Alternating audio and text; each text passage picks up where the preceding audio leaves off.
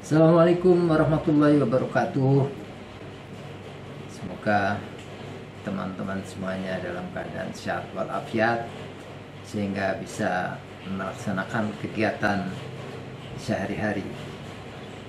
Teman-teman semuanya, dunia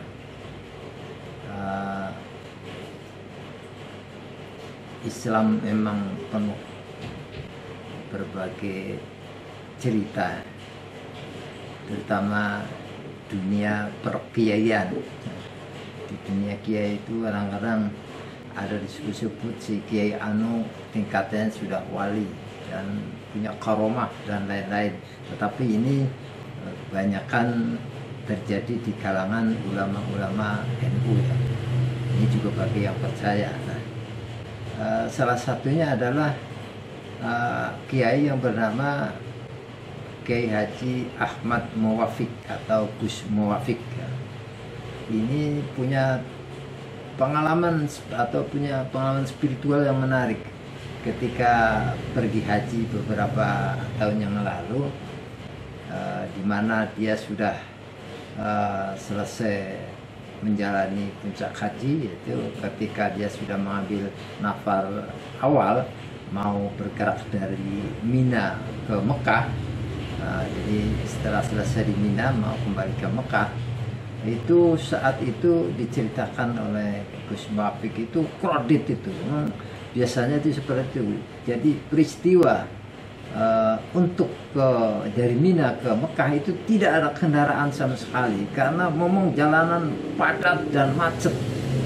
Jadi motor pun karena yang kadang-kadang ada itu istilahnya kalau di sini ojek gitu, di sana pun nggak ada karena memang begitu sempitnya jalanan itu, jalanan dari Mina menuju Mekah. Nah,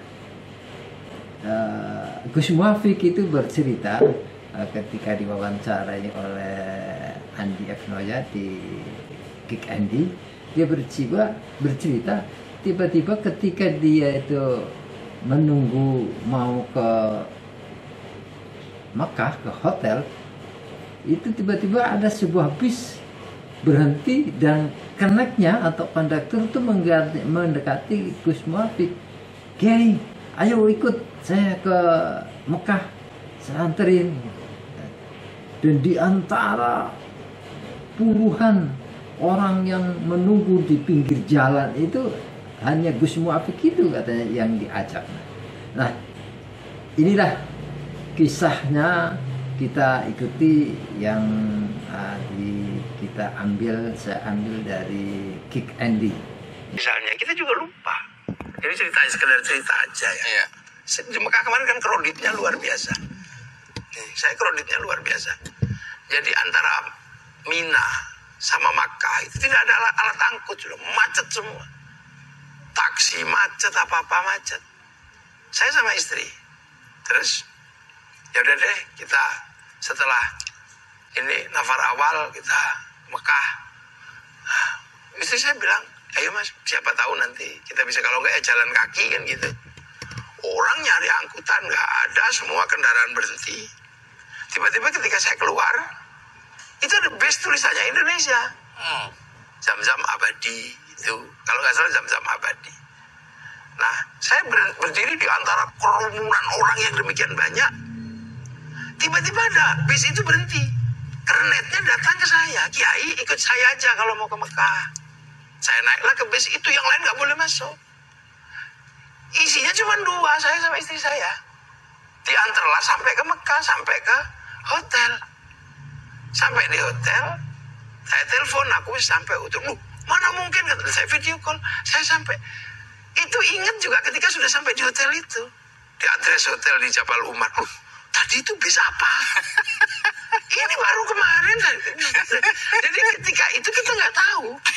Kita sadar setelahnya. Setelahnya, loh itu bis apa tadi? Oke, menarik ya. Ini pengalaman spiritual ya. Sesuatu yang mungkin secara logika sulit diterima akal sehat lah ya. Termasuk waktu Gus Dur, detik-detik Gus Dur mau dilengserkan itu. Ketika, wah tentara, panser, tank, mulai itu. Nah, semua orang cerita. Tapi saya nggak tahu ini benar atau tidak. saya selalu menganggapnya ini hoax. Nggak tahu tuh saya angkat itu panser. Ada yang bilang Anda angkat dengan tangan kiri aja panser itu. Nah itu yang saya angkat itu. Digeser supaya apa? Nggak tahu arahnya meriamnya itu mengarah kemana. Saya bisa cerita nggak apa yang terjadi? Jadi gini, Pak dia. Dulu waktu Gus Dur mau dijatuhkan, semua kan pengen terlibat. Membela Gus Dur. Bela Gus Dur. Oke.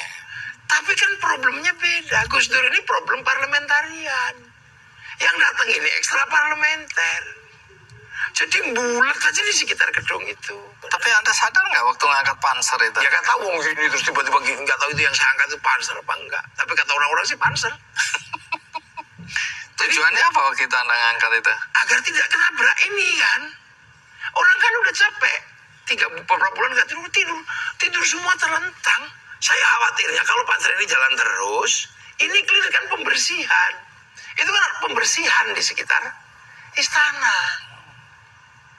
Jadi semua yang sudah ini harus bersih.